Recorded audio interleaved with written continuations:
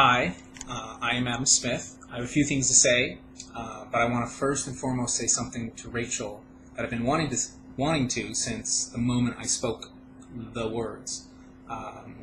Rachel, I am so very sorry for the way I spoke to you on Wednesday. You handled my frustrating rant with such dignity and composure. And every time I watch the video, I'm blown away by really the beauty in what you did and your kindness and your patience with me. You should know that I never plan to say the things I said to you that day and how I said them. I plan to peacefully participate in the August 1st YouTube post where Jackson Pierce asked people to simply order a large water to show support for the gay community. But when I got to your window, and after seeing all the people in and outside the restaurant that came to support Chick-fil-A, I lost it. I just lost it. I couldn't believe the number of people that came out to support a corporation that associates themselves with anti-gay groups like the Exodus International and the American Family Association. And how did I lose it? By making you listen to my frustration and disgust. And it wasn't right, and for that I am so sorry. You should be very proud in how you handled the stressful situation. Great job. Wow. As you know, the morning after our drive-through meeting, I came to your store to see how you were doing. I was genuinely concerned for you. I felt so bad for you. But I totally understand why you didn't want to talk. I deserve the silent treatment. When you wouldn't meet, I went to my work to create an apology video, similar to the one I'm making now. And when I walked through the door of my company, I was told by my company to not create a video, don't write an apology, don't speak to anyone. I was told to go radio silent and stay that way until I was told otherwise. I really didn't think that was the professional way to handle the situation. It's not the way I wanted to.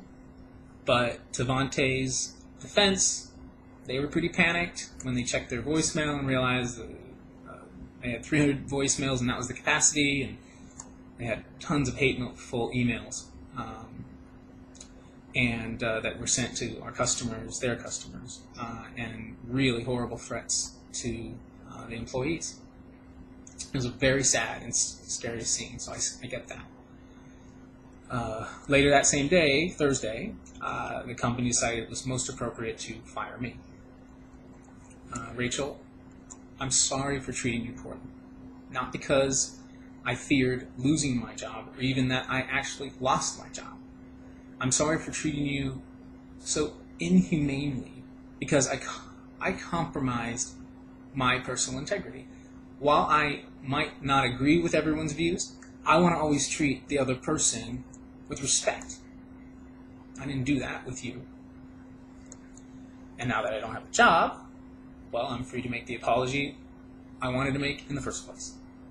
This needs to be done, and I'm sorry for the circumstances that made this apology so late. Good luck in your future. Your peacefulness will take you a long way. Okay. Now I'd like to address some of the questions that I've read concerning this incident, if I could. The first one is, why did I post the video if I truly felt bad about how I spoke to Rachel? When I first thought about participating in this protest, I was really excited. I felt purpose in standing up against Chick-fil-A's funding of anti-human rights groups. I felt like it was the right thing to do, the human thing to do. And after recording the conversation, my enthusiasm in standing up against Chick-fil-A was very high. And in that moment, I decided to post the video.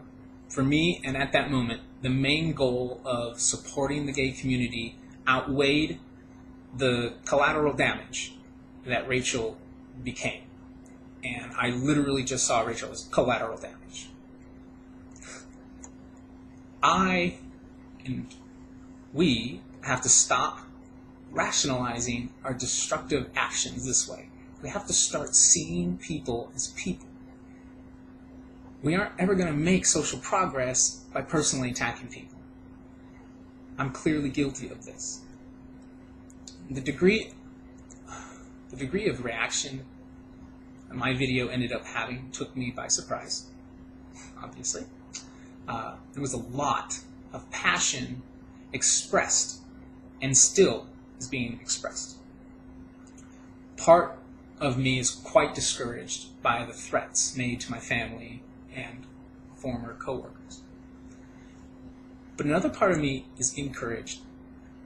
If people can get this passionate about a guy being rude to a girl in a drive-thru, how much more passion can we have for our fellow human beings whose basic rights are being threatened by corporations like Chick-fil-A?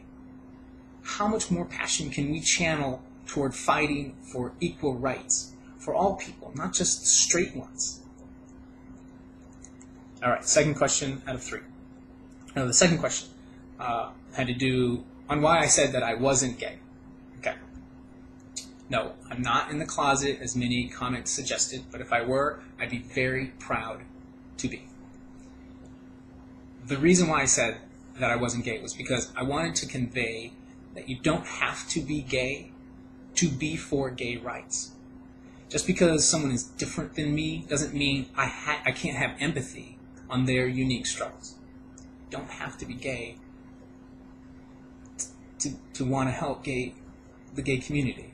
I think that's a stigma, and I'm trying to stop that. Lastly, I've read that people suppose the reason why my personal information is readily available on the internet was because I released this information. That is, nothing could be further from the truth. I never intended for my former employee or employer and the University of Arizona to be associated with my personal activism. I never intended to have my personal and financial information be associated with this video. I have a family, a young family. I would never knowingly put them at risk. They're my first responsibility. I really appreciate you listening to this. Again, I'm sorry for the grief that I've caused.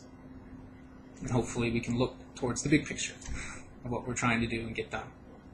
Thanks for listening.